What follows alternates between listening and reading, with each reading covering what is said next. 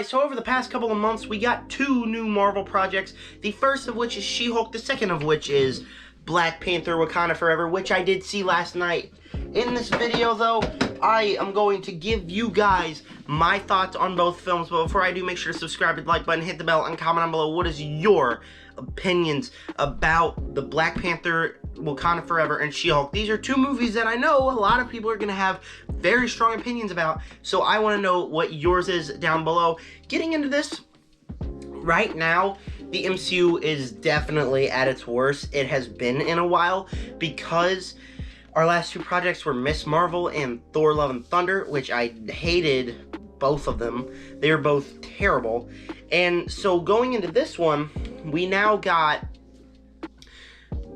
the expectations are high. Everyone thinks that She-Hulk sucks. I watched it. I'm going to have my thoughts here in just a minute. But Black Panther Wakanda Forever, they came into this one with their lead dying, and then they had to make the film, and they didn't even recast him. So they had a big task here. So I was really nervous for the film, but I was also really excited for it. But here is my thoughts on She-Hulk first, right until we get into the big news. Now, She-Hulk, I did make one video on it earlier. It was called Quit Hating on She-Hulk, and that was when the show was good. Just like everything great about the world, the moment I say something is good, it turns bad. Yeah, so it starts out pretty interesting, an interesting view on the life of Jennifer Walters. I genuinely thought it was funny. I genuinely thought it was fun. And then we get to like episode 5, and the episodes just get repeatedly more dumb and boring, to where the point where the show ended, and I, as a person, felt empty. Normally when I watch something, I'm expected to feel whole. I'm expected to feel like I just watched something, and when I watched this and left my couch after watching the last episode, I just sat down and was like, I feel the exact same as I did 4 episodes ago, where I did not feel whole because the show wasn't over. And it's not because I felt like there's more story to show. I just felt like it was because this is one of those shows that Marvel is just putting out because quality or quantity over quality. I don't understand why this was made. And I guess it's because to support the feminine side or support a bunch of stuff, but it just confuses me because the show starts out so strong, and then it just gets kind of repetitive. Now we get to the episode with Daredevil. That's a whole bunch of fun. I think I'm really going to love Daredevil and She-Hulk, but overall, just the show is really dull. Getting into specifics, of course, we got to talk about the Daredevil and She-Hulk. Now, I didn't like that they did the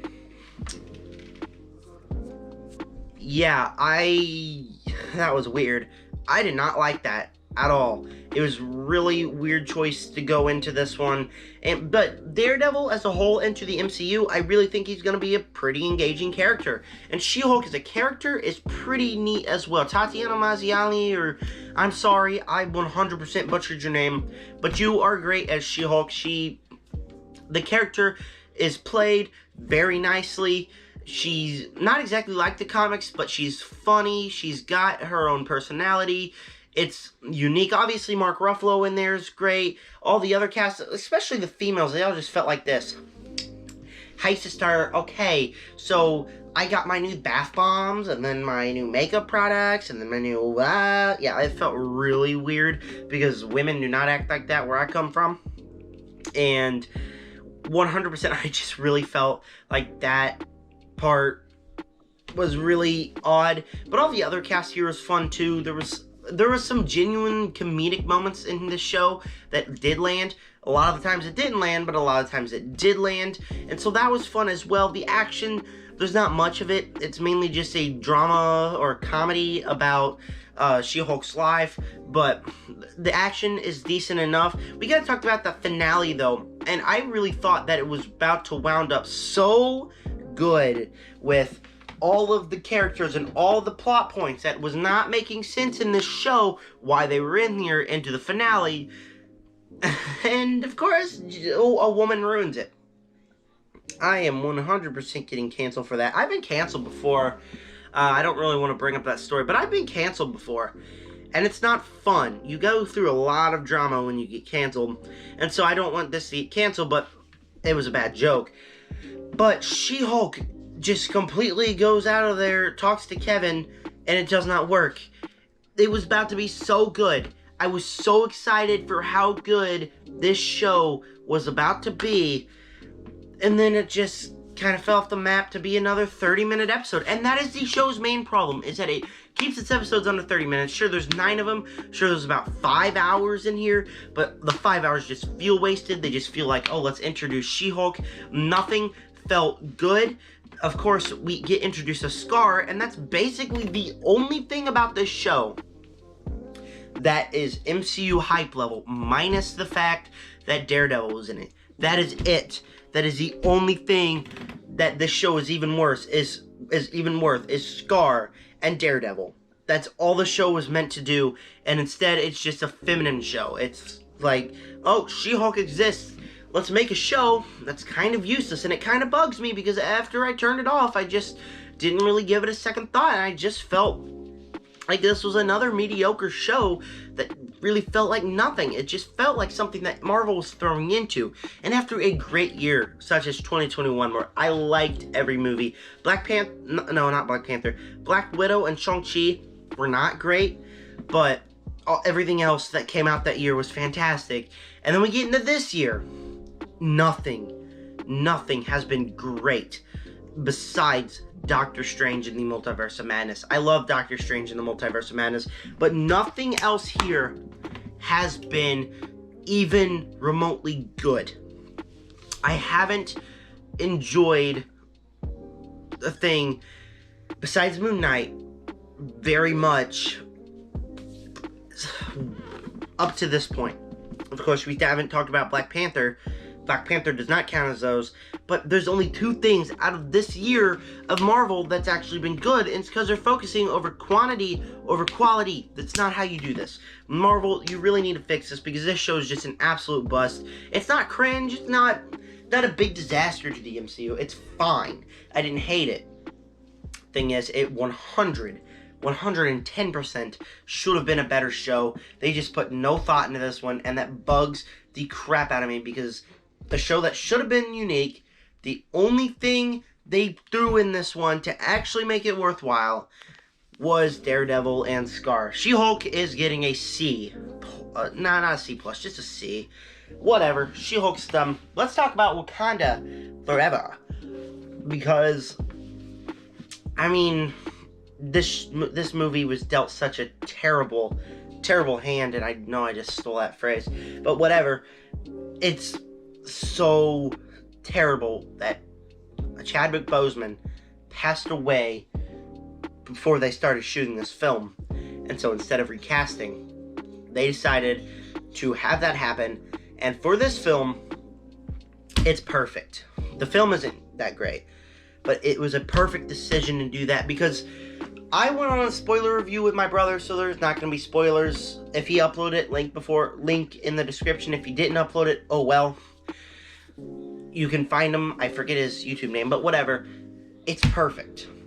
The ideas that they had here very much match what this should have been because it follows Shuri. She lost her dad at Civil War. She lost her brother to an illness. She's losing everything. She lost everything. And so it follows her throughout the entire film as she is trying to hold it together. She's trying to hold it together to save the kingdom, but she can't. And her performance is excellent in this as well. At the beginning, when T'Challa died, you can really feel the emotion on her. Nobody else really felt that emotional except her. And it's just a perfect character study of the character of Shuri. What happens if you take everything away from her? And that's exactly what this was. And continuing with the positives, the cast here is also great. Shuri, obviously excellent. Angela Bassett, excellent. Everyone in this was excellent, especially the actress who played Riri Williams. I really enjoyed her. Riri Williams was an excellent addition to this. I've heard people saying, oh, Ironheart is just another thing to add in here to make it another hour long to give her a backstory. No, I really enjoyed her character. She had some very comedic moments here. She, as a whole, really, really worked. All the other characters here were great. It's just, like I said, a very detailed movie showing grief, and it's definitely one of the most precious things in the MCU. And even though I'm coming out here and I'm saying that I don't love it, that does not mean that I do not respect all of the decisions, and especially how T'Challa's death really fits into what they tried to do here.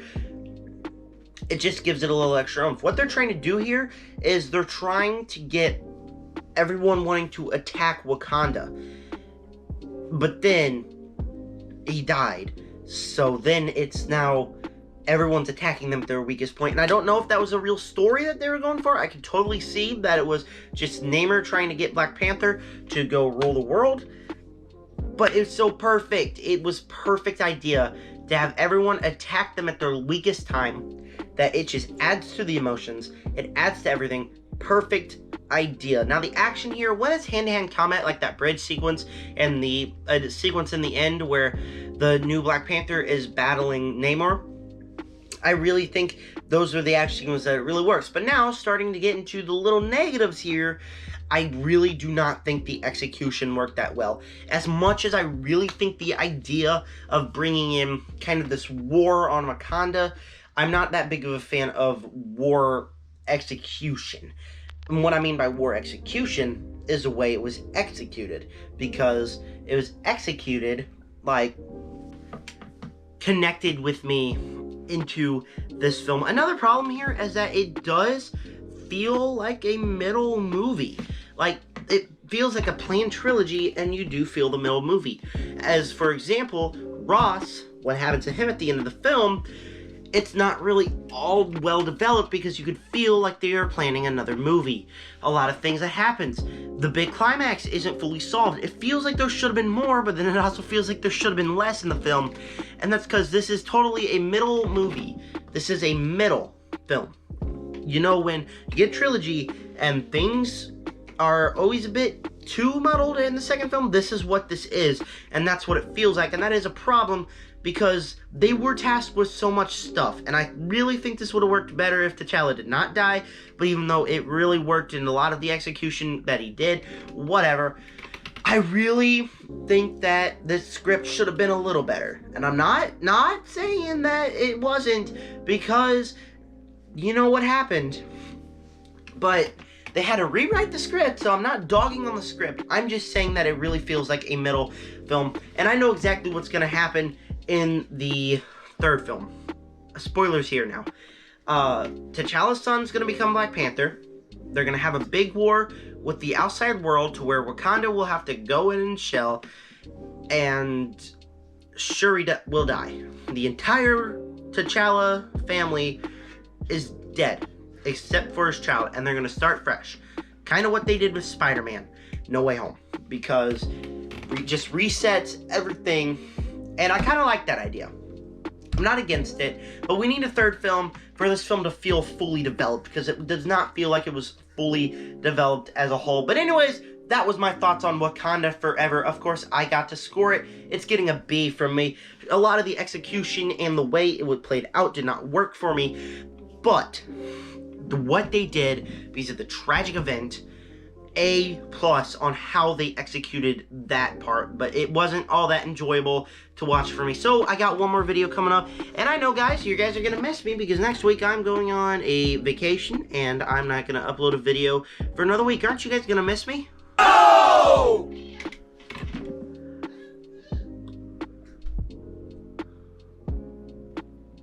Okay. Alright. No. You know, yeah, I know. I quit YouTube for a year. I know. Whatever.